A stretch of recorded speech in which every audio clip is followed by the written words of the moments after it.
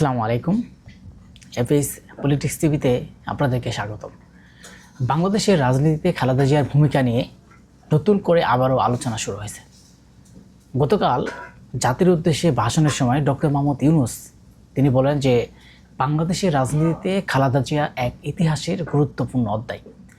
এই বক্তব্যকে অনেকেই দেখছেন একটা রাজনৈতিক মূল্যায়ন হিসেবে, যেখানে ব্যক্তিগত মত নয় বরং ইতিহাসের প্রেক্ষাপট একজন নেত্রীর অবস্থান তুলে ধরা হয়েছে। খালেদা জিয়া তিনবারের যে সাবেক প্রধানমন্ত্রী ছিলেন, সামরিক শাসন পরবর্তী গণতান্ত্রিক রাজনীতিতে তার নেতৃত্ব ছিল উল্লেখযোগ্য।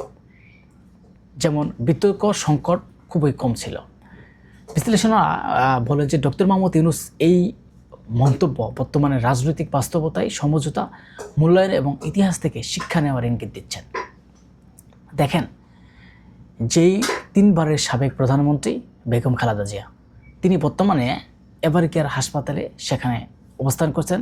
তার অবস্থাটা কিন্তু খুবই ক্রিটিক্যাল অবস্থায় আছেন এবং তিনি সেখানে ফুসফুসের সমস্যা, বিভিন্ন সমস্যা নিয়ে সেখানে ভর্তির অবস্থায় আছেন।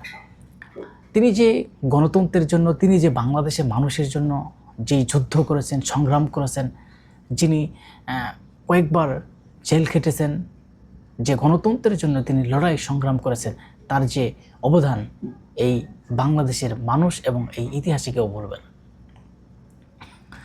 সবচেয়ে বেশি বাংলাদেশে শুধু না, বিশ্বের মধ্যে একজন গণতন্ত্রের জন্য লড়াই সংগ্রাম করেছেন বেগম খালেদা জিয়া। তার যে আত্মত্যাগ, এটা কিন্তু বাংলাদেশের মানুষও ভুলবে না। জিয়া যখন হাসপাতালে ভর্তি অবস্থায় ছিলেন, এভারকেয়ার হাসপাতালে ছিলেন, তখন কিন্তু ডক্টর মোহাম্মদ ইউনূস তাকে অতি গুরুত্বপূর্ণ ব্যক্তি হিসেবে কিন্তু সেখানে উল্লেখ করেছেন যে তিনি রাষ্ট্রের একজন গুরুত্বপূর্ণ ব্যক্তি। দেখেন, কেন গুরুত্বপূর্ণ ব্যক্তি ছিল সেটাও নিয়ে রাজনীতিকে অনেক আমরা আলোচনা করেছি। আজকে আবারও সেই ডক্টর মোহাম্মদ ইউনূস বেগম খালেদা জিয়াকে নিয়ে আলোচনা করেছেন। কেন করেছেন?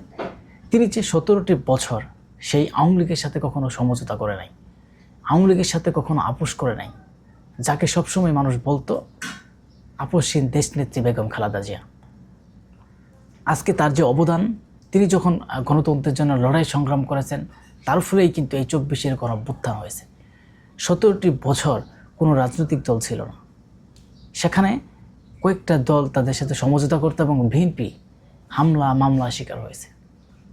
লাস্ট পর্যন্ত বিএনপির যেই সাবেক 3বারের প্রধানমন্ত্রী, তাকেও যখন কারাগারে বন্ধ করা হয়েছে, তাকে যখন বাড়ি থেকে বের করে দেওয়া হয়েছে এবং তার যে স্বামীর যে বাড়ি ছিল জিয়াউর রহমানের, সেই বাড়ি থেকেও তাকে বের করে দেওয়া হয়েছে।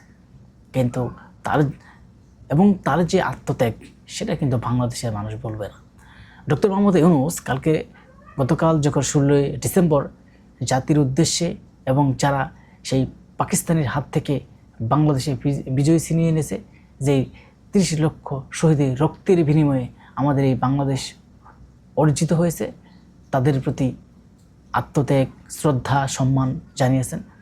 এমনকি 24শে গণঅভ্যুত্থানে যারা নেতৃত্ব দিয়েছে, 24শে গণঅভ্যুত্থানের মাধ্যমে আবারও যখন সেই গণতন্ত্র বাংলাদেশে ফিরে এসেছে, আবারও মানুষ স্বাধীনভাবে কথা বলতে শুরু করেছে, তখনই কিন্তু ডক্টর মোহাম্মদ ইউনূস এগুলো নিয়েও কিন্তু আলোচনা করেছেন যে বাংলাদেশের যারা পরাজিত শক্তি, তারা কিন্তু আর বাংলাদেশে ফিরে আসতে পারবে না। সেখানে আওয়ামী লীগকে নিয়েও তারা বলেছেন যে আওয়ামী লীগ যিনি 17টি বছর মানুষের স্বাধীনতা দেয় নাই, জোরপূর্বকভাবে ক্ষমতায় থেকেছে, তারা আর বাংলাদেশে রাজনীতি করতে পারবে না এবং বাংলাদেশে আসতে পারবে না। এবং যারা তরুণ, 24শে গণঅভ্যুত্থানে যারা নেতৃত্ব দিয়েছে তরুণ, তারা কিন্তু তাদের নিরাপত্তার ব্যাপারেও সরকার কিন্তু ভাবছেন এবং তাদের সর্বোচ্চ নিরাপত্তা দেওয়া হবে। এবং হাদির কথা, যে ওসমান হাদির কথা বলা হয়েছে, যে ওসমান হাদি তাকে যেভাবে মারা হচ্ছে, সেটা জাতি কখনো ভুলবে না এবং ওসমান হাদির মতো যেন আর কোনো ঘটনা না ঘটে। এবং ওসমান হাদিকে যারা এইভাবে মেরে ফেলার চেষ্টা করেছে এবং তাকে এমন অবস্থা করেছে, তাদেরকে কাউকে ছাড় দেওয়া হবে না, সবাইকে বিচার করা হবে। আসলে সব বিষয় নিয়েই ডক্টর মোহাম্মদ ইউনূস কিন্তু কাল একটা জাতির উদ্দেশ্যে ভাষণ দিয়েছেন। সেখানে একটাই ভাষণ স্পষ্টভাবে ফুটে উঠেছে যে বেগম জিয়ার জন্য দোয়া করেছেন, সে বেগম জিয়ার সুস্বাস্থ্য কামনা করেছেন, তিনি যেন ফিরে এসে আবারও সেই গণতন্ত্রের জন্য মাঠে থাকতে পারেন, আবারও সেই বাংলাদেশের মানুষের কাছে থাকতে পারেন। দেখেন বাংলাদেশের যে এই সংকট অবস্থা, এই সংকট অবস্থায় কিন্তু বিএনপির সাবেক 3 বারের প্রধানমন্ত্রী তাকে কিন্তু খুব প্রয়োজন। আজকে দেখেন বিএনপির ভিতরে বিভিন্ন জায়গায় হানাহানি, বিএনপির ভিতরে বিভিন্ন জায়গায় মারামারি চলছে, কোন্দল চলছে, কেউ কারো কথা মানছে না। এবং অন্যদিকে বিএনপির দলের ভিতরেও একটা হট্টগোলের নিজেরাই চলছে। কিন্তু দেশের ভিতরে বিরাজমান সৃষ্টি হচ্ছে। দেশের যে আওয়ামী লীগের যেই কিছু পেতাত্তা লোকেরা আছে তারা কিন্তু বিভিন্ন জায়গায় বিভিন্ন ঘটনা ঘটাচ্ছে। আমরা মনে করি যে এই সময় এই সংকট অবস্থায় বেগম জিয়াকে অতি প্রয়োজন। তিনি যখন এবার কেয়ার হাসপাতালে ভর্তি থাকলেন, লক্ষ লক্ষ মানুষ তাকে দেখার জন্য ছুটে এসেছে গ্রাম থেকে, এবং তার যে এত ভালোবাসা সারা বাংলাদেশ সমগ্র মানুষের দলমত নির্বিশেষে ছড়িয়ে পড়েছে। তখনই কিন্তু ডক্টর মোহাম্মদ ইউনূস বুঝতে পেরেছেন, যখন দল মত নির্বিশেষে তার প্রতি মানুষের এত ভালোবাসা, যিনি এত গণতন্ত্রের জন্য লড়াই করেছেন, সংগ্রাম করেছেন, যিনি জেল খেটেছেন, যিনি দেশের বাইরে কখনো যায় নাই, এবং তিনি একটা কথাই বলেছেন যে দেশের বাইরে আমার কোনো বাড়ি নাই।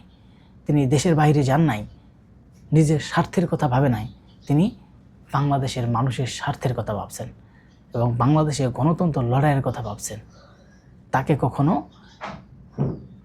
তাকে যেভাবে মানুষ ভালোবাসা দিচ্ছে, তাকে এখন রাষ্ট্রের গুরুত্বপূর্ণ ব্যক্তি হিসাবেই কিন্তু ডক্টর মোহাম্মদ ইউনূস ঘোষণা করলেন।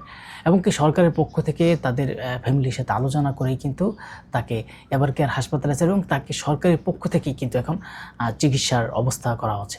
এবং ডক্টর মোহাম্মদ ইউনূস আরও বলেন, যদি তাদের যেই বিএনপি দলের লোক আছে এবং তাদের ফ্যামিলি আছে, তারা যদি সম্মতি দেয়, বেগম জিয়াকে বিদেশি চিকিৎসার জন্য নিয়ে যাওয়া হবে। কিন্তু দেখেন, আমরা মনে করি যে এই মুহূর্তে বেগম জিয়া সুস্থ হয়ে আমাদের মাঝে ফিরে আসা কিন্তু বড়ই একটা বাংলাদেশের জন্য ভালো। যদি বেগম জিয়া না আসতে পারে, বা বেগম জিয়া যদি এই নির্বাচনে অংশগ্রহণ না করতে পারে, এবং যদি আর আমাদের মাঝে ফিরে না আসতে পারে, বাংলাদেশের একটা বড় সংকটের দিকে পড়ে যাবে। কারণ হচ্ছে এই বাংলাদেশের সংকট অবস্থায় তার কাছ থেকে অনেক শিক্ষার বিষয় আছে। যিনি 3 বার দেশ চালিয়েছেন, দেশ কিভাবে চালাতে হয় এবং দেশ কিভাবে নিয়ন্ত্রণ করতে হয়, তার সব বিষয়ে অভিজ্ঞতা আছে। আমি মনে করি এই সময় যদি তিনি সুস্থ থাকতেন, হয়তো ডক্টর মোহাম্মদ ইউনূসকে তিনি আরও সহযোগিতা করে বা বলতে পারতেন যে এই যে দেশের মধ্যে যে একটা বিরাজমান সৃষ্টি হচ্ছে, মানুষের বাক স্বাধীনতা আবারও হরণ করার চেষ্টা হচ্ছে, মানুষকে প্রকাশ্যে গুলি করে মেরে দেশের বাইরে চলে যাচ্ছে, হয়তো আমরা মনে করি এই সময় যদি বেগম খালেদা জিয়া থাকতো, হয়তো তার সাথে আলোচনা করে আরও সুন্দরভাবে দেশকে পরিচালনার দিকে এগিয়ে নিয়ে যেত এবং দেশকে আরও সুন্দরভাবে পরিচালনা করা যেত। এমনই কিন্তু আমরা বিভিন্ন বিষয় দেখেছি। আজকে বেগম জিয়া আমাদের মাঝে অত্যন্ত গুরুত্বপূর্ণ, শুধু বিএনপি না, সমগ্র বাংলাদেশের দলমত নির্বিশেষে সমগ্র বাংলাদেশের মানুষ, যত মানুষ আছে সবার কাছেই এই গ্রহণযোগ্যতা আছে যে বেগম জিয়া সুস্থ হয়ে আবারও আমাদের মাঝে ফিরে আসুক। অলরেডি বিএনপির ভারপ্রাপ্ত চেয়ারম্যান তারেক রহমানের দেশে নেই, তিনিও দেশের বাইরে 25 তারিখে বাংলাদেশে আসবেন। তিনি যদি আসে, তারপরেও একটা সংকটের অবস্থা, সেখানে ঘাটতি পূরণ হবে। কিন্তু বেগম জিয়ার যে অবস্থান, সেই সম্পূর্ণ অবস্থান তো পাওয়ার মতো, তিনি যদি সুস্থ হয়ে না আসতে পারেন, হয়তো তাকে এই রাজনৈতিক সংকট অবস্থায় যদি তিনি ফিরে না আসেন, হয়তো বাংলাদেশের একটা বড় সংকটের আবারও দেখা দিতে পারে। হয়তো বিএনপির ভারপ্রাপ্ত চেয়ারম্যান তিনি যখনই আসলেও কিছুটা আমরা মনে করি যে বিএনপির ভিতরে, সারা বাংলাদেশের ভিতরে আরেকটু শক্তিশালী হিসেবে দেশ থাকবে এবং দেশের নিয়ন্ত্রণ করা সম্ভব হবে। আজকের এই ডক্টর মোহাম্মদ ইউনূস আসলে তার কোনো ব্যক্তিগত স্বার্থের জন্য কিন্তু তিনি বেগম খালেদা জিয়াকে অতি গুরুত্বপূর্ণ ব্যক্তি হিসেবে এবং তাকে মূল্যায়ন হিসেবে, রাজনীতির ইতিহাসের গুরুত্বপূর্ণ অধ্যায় হিসেবে মূল্যায়ন হিসেবে, তার ব্যক্তিগত স্বার্থ না, সেটা হচ্ছে তিনি দেখেছেন যে দল মত নির্বিশেষে সমগ্র মানুষের যখন জনপ্রিয় একটা নেত্রী বেগম খালেদা জিয়া, তখনই কিন্তু তাকে দেখছেন যে সারা বাংলাদেশের একজন জনপ্রিয়, সেটা দল মত নির্বিশেষে যে কোনো দলের হতে পারে, কিন্তু তার ভালোবাসা আছে। এর জন্যই কিন্তু তাকে অতি গুরুত্বপূর্ণ ব্যক্তি হিসাবে উল্লেখ করা হয়েছে।